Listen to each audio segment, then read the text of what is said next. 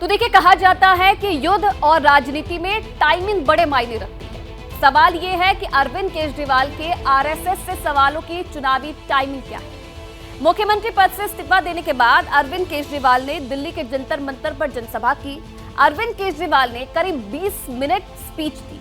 इस दौरान घोटाले के आरोपों को षड्यंत्र भी बताया।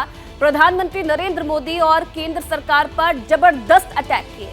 दिल्ली में 10 साल के दौरान अपनी सरकार के कामकाज को विस्तार से बताया। अन्ना आंदोलन का भी जिक्र उनकी तरफ से किया गया और फिर आरएसएस प्रमुख मोहन भागवत से उन्होंने 5 सवाल पूछे। ये सवाल क्या थे और क्या इन सवालों के पीछे चुनावी राजनीति है, जानना चाहते हैं तो इस रिपोर्ट को गौर से देखिए।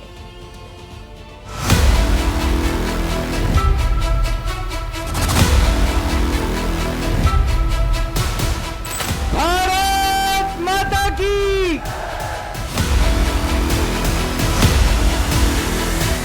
इन लोगों की 22 राज्यों में सरकार है, 22 राज्यों में कहीं बिजली फ्री नहीं है। तो चोर कौन है?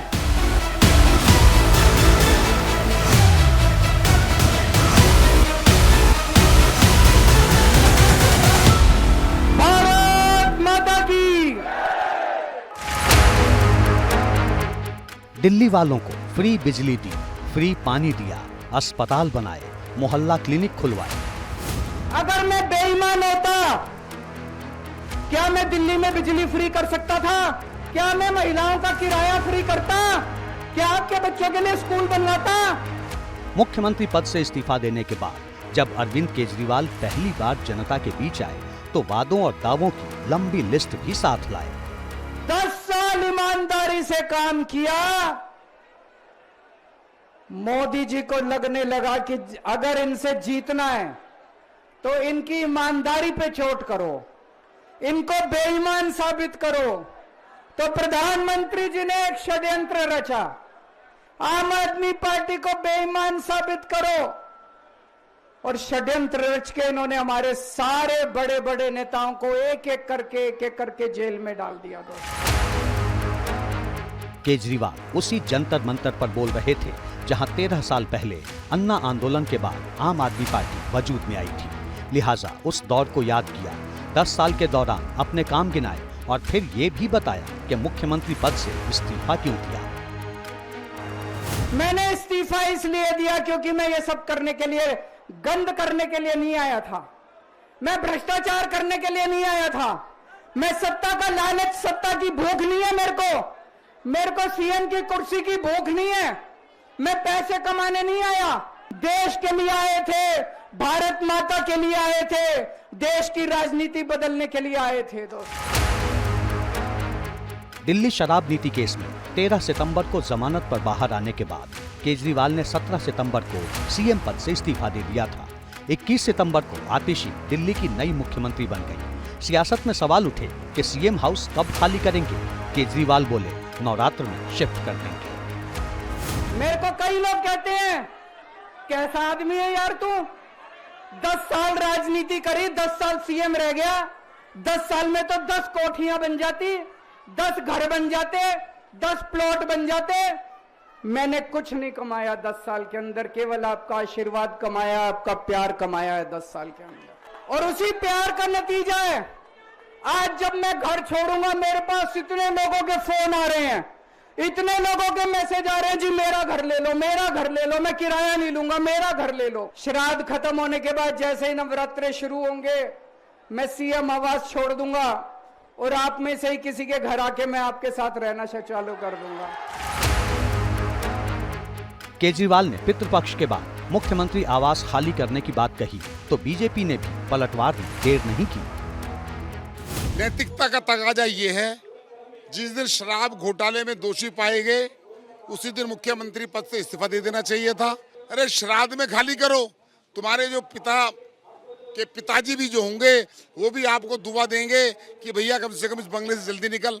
वो इतने बड़े आदमी हैं, किसी भी घर में, साधारण घर में जाकर रह लेते। वार पलटवार राजनीति की रीत है, लेकिन इतना जरूर है कि मुख्यमंत्री पद से इस्तीफा देने के बाद अरविंद केजरीवाल की राजनीति का किरदार बदल चुका है। यही वजह है कि जंतर मंतर पर करीब 20 मिनट की स्पीच में केजरीवाल ने दिल्ली की सत्ता को ललकारा, बीजेपी पर जबरदस्त अटैक किए तो आरएसएस से 5 सवाल भी पूछ डाले।